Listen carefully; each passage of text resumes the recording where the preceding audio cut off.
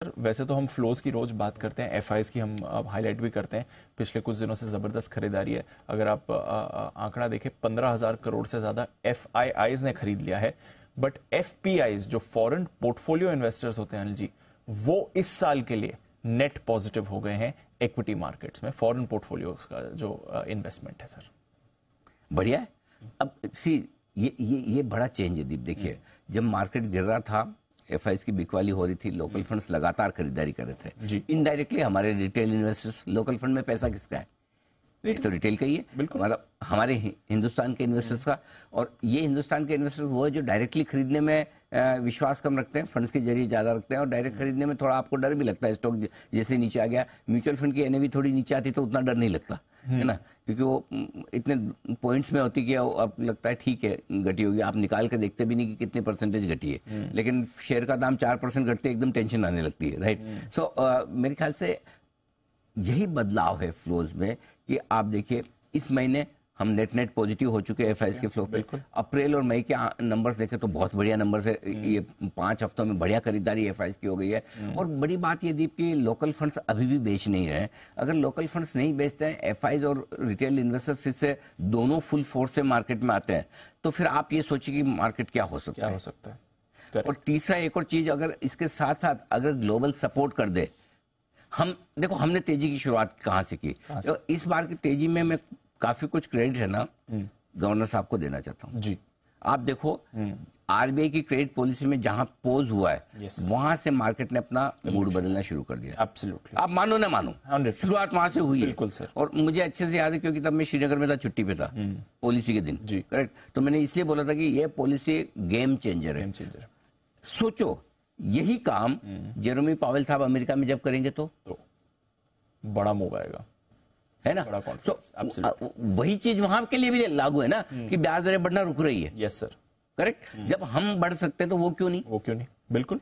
और अब उसके साथ आपके फ्लोज पॉजिटिव हो रहे हैं, रिटेल का पार्टिसिपेशन आ रहा है। अच्छा, इस बार के रिजल्ट सीजन में एक्सीडेंट बता दो, गिन के 5, 2-3 स्टॉक्स हैं और बराबर है, नहीं है, करेक्ट। 5 एक्सीडेंट नहीं हुए। पहले 5 अच्छे ढूंढना मुश्किल होता था, राइट। हाँ, कुछ चीजों में हो सकता है, कई सारे लोग बोल रहे हैं कि अब जिस सरकारी बैंकों के अर्निंग्स को लेके उतने खुश नहीं है। होगा, कुछ सेक्टर अच्छे होंगे, कुछ कम अच्छे होंगे, वो सब चलेगा। बट ओवरऑल तो रिजल्ट सीजन आपका अच्छा है। अब भी आप नहीं बढ़ना चाहते तो कब बढ़ेंगे? सही बात है।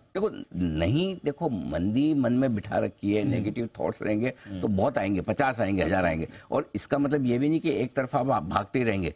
एक दिन कई बार ऐसा होता है, एक दिन गिर गया फ्राइडे को, तो लोग सब बोलते अरे आप तो इतनी तेजी बोलते थे। अरे भाई, रोज बढ़ेगा तो क्या निफ्टी 25,000 हो जाएगा जून के अंत तक? ऐसा तो नहीं हो सकता ना। सो आई थिंक रुक के चलेंगे, सब बढ़िया। डायरेक्शन आपको क्लियर होना चाहिए, और अगर आपका डायरेक्शन क्लियर है, आपको कंफर्ट कॉन्फिडेंस है, तो आप जो खरीद रहे हैं उसको पकड़ के बैठ सकते हैं। और जब पकड़ के बैठते तो पैसा बनता है ना, तब बड़ा पैसा बनता है। तो उसके बड़ा पैसा बनाने की सोचिए, छोटी ट्रेडिंग वाला टाइम नहीं है। कई बार मार्केट रेंज बाउंड होता है 200 पॉइंट की रेंज में, तो हम खूब बोलते हैं सिंगल्स लो, सिंगल्स। ये सिंगल्स वाली पिच नहीं है, ये चौके छक्के मारने वाली पिच है। ये बड़ा स्कोर करने वाली है। हाँ, अलग टाइम पे अलग स्ट्रैटेजी। हाँ, ये 8-9 की रन रेट से नहीं बनाना है। ये मतलब वो 1 ओवर में 12 रन चाहिए, 20 ओवर में 240 रन बने ना, तभी मजा आएगा। वैसी पिच है ये। और अभी नहीं बनाएंगे तो कब बनाएंगे? तो डटे रहे, अच्छी क्वालिटी के शेयर जो आपको ठीक लगे, जो समझ में आए। एक ही कंडीशन में बोल रहा हूँ, क्वालिटी अच्छी होनी चाहिए, रिजल्ट अच्छे। रिजल्ट इंपॉर्टेंट है। जिसके रिजल्ट खराब होंगे या आने वाले या आएंगे, वो स्टॉक उतना आपको पैसा नहीं देंगे। लेकिन बाकी स्टॉक्स में हफ्ते, 2 हफ्ते, 4 हफ्ते का व्यू लेके बैठिए। अगर 4 हफ्ते में दीप मुझे बताओ 10%, 15%, 20% बन जाता है, इतना रिटर्न कहाँ मिलता है? कहाँ मिलेगा? बस उतना। अब 4 हफ्ते में आप डबल होने का मत सोचिएगा। वैसा नहीं तो बस बन जाएगा पैसा। ठीक है, तो चलिए आज का फिर सेटअप भी समझाएं सर। सेटअप दीप पहले आज की 2-3 लाइनें पेश कर दूं आपके सामने। 18,100 अब निफ्टी के लिए बड़ा मजबूत सपोर्ट के तौर पर सामने आता हुआ दिख रहा है। और हमारा वही है, जब तक 18,000 के नीचे न जाए निफ्टी में मंदी तो सोचना ही नहीं आपको। मंदी तो दूर की बात है, कमजोरी भी नहीं सोचना। 18,000 के ऊपर जब तक बने आप मजबूत ही हैं, मजबूत ही रहेंगे। कल एक अच्छा ब्रेकआउट देने की कोशिश निफ्टी ने की है। बैंक निफ्टी में एक आध दिन थोड़ा शायद लगे, वक्त लगे, देखते हैं।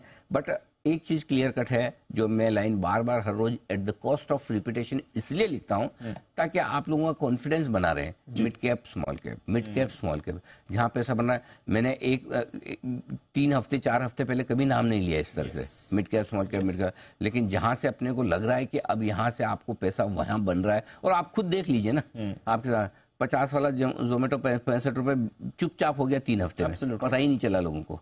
और ऐसे 50 एग्जांपल हैं जो स्टॉक है ना 30-40% नीचे से ऊपर आ गए। सो इसलिए वहीं पर आपका पैसा बनेगा। Got it.